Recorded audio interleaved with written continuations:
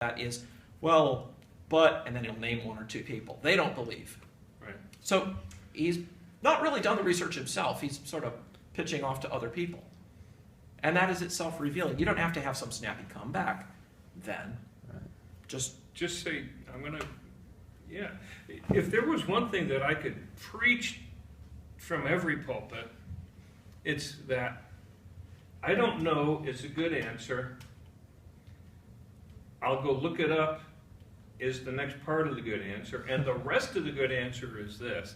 I have debated atheists for years and years.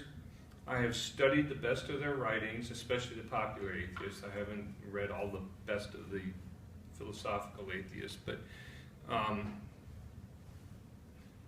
actually I think I can say that this is true for all of them. There are no unanswerable questions. Every hard question that has been raised against the faith has a solid answer that ought to satisfy a reasonable mind. And if you don't know that answer, you can at least be assured that someone can help you get there if you look in the right place. The only really unanswerable questions are, why did this happen to me instead of someone else? Or how am I going to get through this? That is not, the pastoral questions can be, it would be presumptuous for me to answer why God did something in your life and not someone else's. But when it comes to the general philosophical, apologetic, evidential questions, they all have good answers.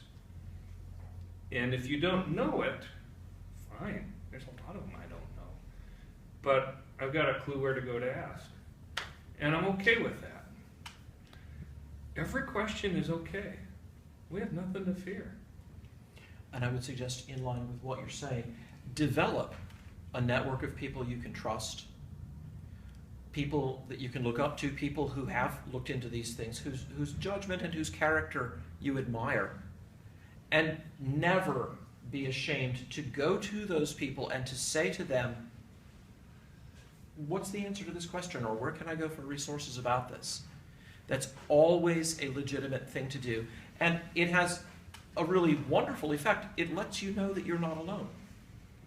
Right? I've known pastors who have had people come to them and say, well, what's the answer to this question? And the pastor says, I don't know, but I've got a pretty good library here. Let's go look it up. That's a fantastic answer. So be willing to take your questions to other people. Don't feel like that's beneath you. I talked to a young man who lost his faith recently, and his whole thing was, I am smart enough to figure this out by myself. And so he would not ask anybody for help. Well, he wound up today saying he's a deconvert. Is that surprising? He was not willing to look anywhere else. He was not willing to ask anyone else for any help in working through these problems. It's not all that surprising if you lose your faith with that attitude. So Boghossian talks about humility and then doesn't model it very well. If you really want the truth, don't just talk about it. Model it. Be willing to say when you don't know, and be willing and not too proud to go to someone else and say, can you help me?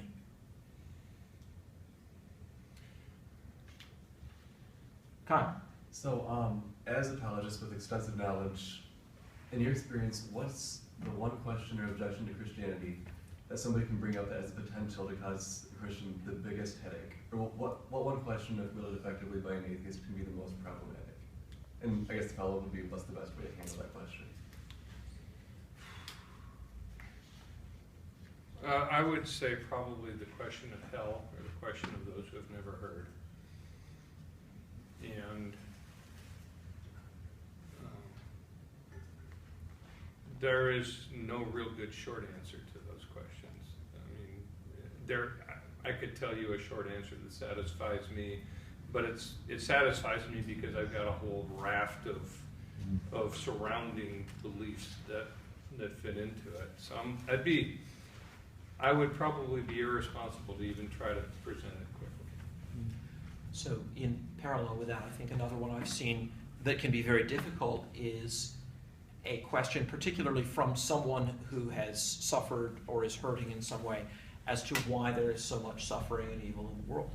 Yeah. And again, there's a short answer that's true, but isn't very satisfying until it's backed up by the longer answer. And I'll give you the short answer in short words. God knows something you don't. But to fill that out in a way that makes it sound like more than a cheesy way of brushing the question away takes sincerity and time, and often a willingness just to listen to this person describe the things he's been through. Find out, what is it that's making this vivid? John was talking at a table outreach some years ago to somebody who was bringing up the problem of evil in the world and was getting sort of more and more frustrated as he started naming all these horrible things that happen. And John said to him, "Can I ask you a personal question?" "Yeah, sure, go ahead." And John said, "What happened? What happened to you?" "Oh, I don't want to talk about that." The reaction shows that he had touched a nerve. Yeah. Okay? Lots of times there's something personal lying behind that. And all the talk about infants dying and tsunamis and other horrors like that is a way of sort of putting forward an objection when the real problem is something the person's hurting from on the inside. So if you can get them to the point where they're willing to talk about that, my first piece of advice is just listen. Just listen. I had a radio interviewer ask me when True Reason came out. I've been on the radio a few times. Someone said, "What's the first thing you say to an atheist?" Hello? I said, "Well, look, I don't know. I listen. I ask them questions. I want to find out who they are. I want to indicate that I care. I want to find out what's going on in their head. I want to treat them as a human being. Because guess what? That's what they are. That's what I am. Let's treat each other as human beings. Let's not treat them as pounce on you and answer persons, things, objects." Right. And there's no one size fits all. There's no one size fits all way to start a conversation. I don't think she liked my answer. She wanted me to give a real definite answer. Sorry. I don't. I listen. Yeah. And maybe sometimes even that isn't the right thing. It's a lot, depends on the situation, but I will say this. We are more prone to make the error of assuming that we know what needs to be said and ramming it down their throat than we are prone to the error of listening too much. Very few people have listening too much as a fault of theirs. It's hard to do too much serious, thoughtful listening. Unless you're just evading, like if you don't know what to say because you've never studied, and then you're fake listening. You're just marking time. But Until your escape comes. "Oh, look at the time! Yeah, the plane landed in Kalamazoo." Right, don't do that either. Yeah. Because they can tell. People Yeah. can tell But- when your eyes are wandering and you're not tracking what they're saying. They know. Yeah. But listen, and then find out what's going on and deal with what's going on. Deal with them as human beings. And if you don't get there the first day or the first week or the first month, keep treating each other as human beings. And if this person passes outside the circle of your influence and goes somewhere else, then you will at least have done as much as Florence Nightingale said we should do in hospitals, right? Whatever else hospitals do, they shouldn't spread disease. First, do no harm. Yeah. What else? I just lost it. I come back to me later, I'm sure I'll have it. Okay. We can wrap it up here, and if anybody wants I to got go it. somewhere, we can. Oh, you want it? He's thought of it. Okay, go for it. I'm sorry, so if one of these street epistemologists comes up to you, should you always engage them, or are there times where you should just find a way to walk away? Well, the guy with the how'd the donkey talk walked away from me. There are times when you when you realize that they're not asking something seriously, then I would say don't pretend that it's a serious conversation. And carry on a conversation in a context where doing so creates problems for other people, right? Yeah. If you're having a conversation with, you're working at a sales desk and there's a person who comes up and starts a conversation with you, and then a little line starts forming behind that person. Don't keep the conversation going and be rude to those people, right? Wrap it up and move on. So keep your sense of just what's proper and what's polite to everyone in the situation. There are people who get so upset they can't handle a conversation. They get red in the face. Their voice starts to rise. They start shaking hands, visibly angry. Not a good idea to prolong that conversation. Maybe the rule is just treat it like a human interaction.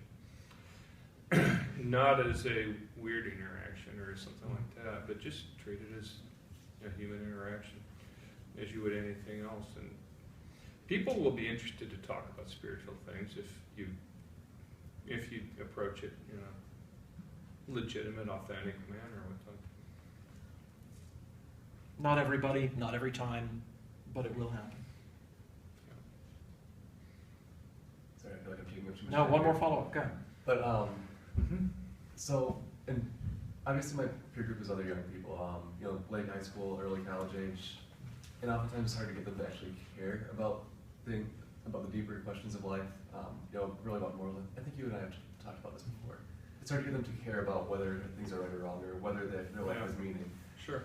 I was talking with my friend the other day, and he was perfectly fine with the fact that atheism provides no meaning in life. And of course, I'm sitting there thinking, how can you live then? But how do you make a person like that actually care and want to seek meaning or morals or something like that? Jesus' method was asking questions, and it didn't always work.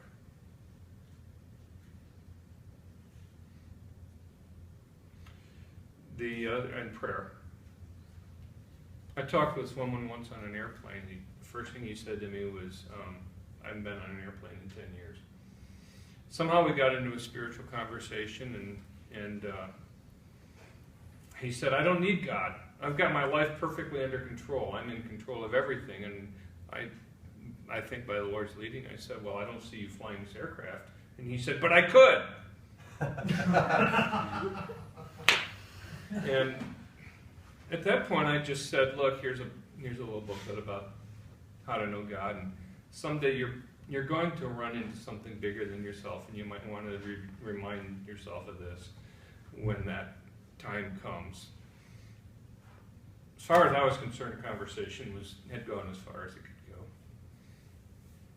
So we're kind of slaves to our circumstances, basically. Yeah. Yeah, there's no one-size-fits-all answer for this, and there shouldn't be.